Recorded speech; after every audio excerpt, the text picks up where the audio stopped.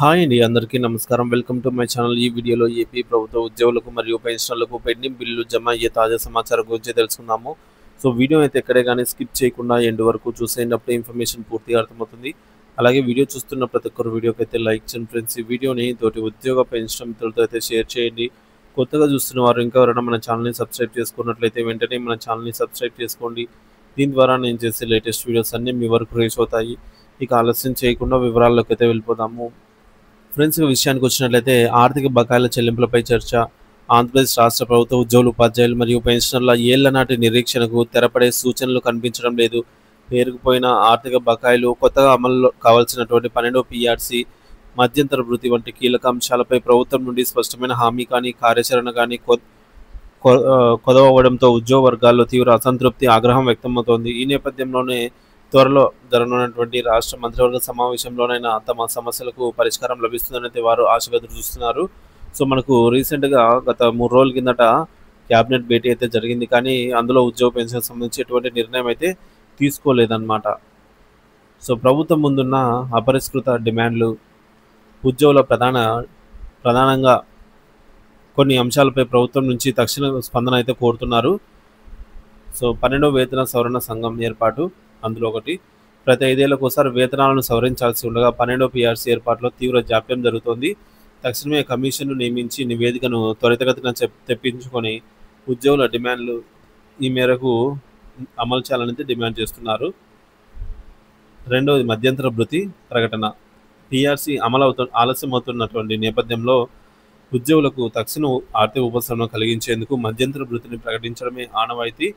ఉద్యోగ సంఘాలు 27% ఐఆర్‌ను వెంటనే ప్రకటించాలని డిమాండ్ చేస్తున్నాయి. పెండింగ్ డీఏ బకాయిల విడుదల. గత ప్రభుత్వం నుంచి పేరుకుపోయినటువంటి కరువు భత్యం డీఏ బకాయిలను వెంటనే విడుదల చేయాలి. కొత్త డీఏలను కూడా సకాలంలో ప్రకటించి బకాయిలు పేరుకుపోకుండా చూడాలి. ఇక ఇతర ఆర్థిక ప్రయోజనాలు. నిలిచిపోయిన సరెండర్ లీవ్లు, ఎస్ఎల్, జీపీఎఫ్, ఏపీజీఎల్ఐ చెల్లింపులు, రిటైర్మెంట్ ప్రయోజనాలను తక్షణమే పునరుద్ధరించాలి.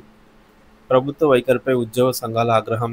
గత ప్రభుత్వం ఉద్యోగులను ఆర్థికంగా మోసం చేస్తే ప్రస్తుత ప్రభుత్వం అధికారంలోకి వచ్చి ఏడాది కావస్తున్నా మా సమస్యలను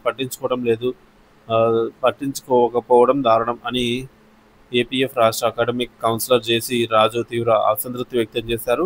ప్రభుత్వ పాలనలో కీలకమైన ఉద్యోగుల సమస్యలను ఒక కేబినెట్ సమావేశంలోనూ ఇంతవరకు చర్చ జరగకపోవడము ప్రభుత్వ ఉదాసీనతకు వైఖరికి నిదర్శనం. ఇది ఉద్యోగ వర్గాలను అవమానించడమే అని ఆయన విమర్శించారు. మంత్రివర్గ సమావేశంపైనే సర్వత్రా ఆసక్తి. ఈ నెలలో జరగనున్నటువంటి రాష్ట్ర మంత్రివర్గ సమావేశం ఉద్యోగుల పాలిట అత్యంత కీలకంగా మారింది. ఈ సమావేశంలోనైనా ప్రభుత్వం తమ డిమాండ్లపై సానుకూలంగా స్పందించి ఒక స్పష్టమైన ప్రకటన చేస్తుందని లక్షలాది మంది ఉద్యోగులు, పెన్షనర్లు ఆశతో ఎదురుచూస్తున్నారు. మంత్రివర్గ సమావేశంలో ఉద్యోగులు ఆశిస్తున్న కీలక నిర్ణయాలు. 12వ పీఆర్సీ ఏర్పాటుపై అధికారిక ప్రకటన. కనీసం 27% మధ్యంతర భృతి మంజూరు చేస్తూ ఉత్తర్వులు. పెండింగ్లో ఉన్న డీఏ బకాయిల చెల్లింపులకు స్పష్టమైన షెడ్యూల్ విడుదల. భవిష్యత్ కార్యాచరణ హెచ్చరిస్తున్న సంఘాలు. ఒకవేళ మంత్రివర్గ సమావేశంలో తమ సమస్యలపై సానుకూల స్పందన రాకపోతే ప్రభుత్వంతో ప్రత్యక్ష పోరాటానికి సిద్ధమవుతామని ఉద్యోగ సంఘాలు హెచ్చరిస్తున్నాయి. దశలవారీ ఆందోళన కార్యక్రమాలను ఉధృతం చేసి ప్రభుత్వానికి తమ నిరసనను తెలియజేస్తామని స్పష్టం చేస్తున్నాయి. ప్రభుత్వానికి ఉద్యోగులకు మధ్య సత్సంబంధాలు రాష్ట్ర ప్రగతికి అత్యంత కీలకం. ప్రభుత్వం ఇప్పటికైనా ఉద్యోగుల సహనాన్ని పరీక్షించకుండా వారి న్యాయమైన డిమాండ్లను పరిగణలోకి తీసుకుని మంత్రివర్గ సమావేశంలో ఒక స్పష్టమైన మరియు ఆచరణయోగ్యమైనటువంటి కార్యాచరణను ప్రకటించాల్సిన అవసరం ఎంతైనా ఉంది. లేని పక్షంలో రాష్ట్రంలో పారిశ్రామిక అశాంతికి దారితీసి ప్రభుత్వ ప్రతిష్టకే భంగం వాటిల్లే ప్రమాదం ఉంది. లక్షలాది కళ్ళు ఇప్పుడు మంత్రివర్గ సమావేశంపై చూస్తూ ఉన్నాయి.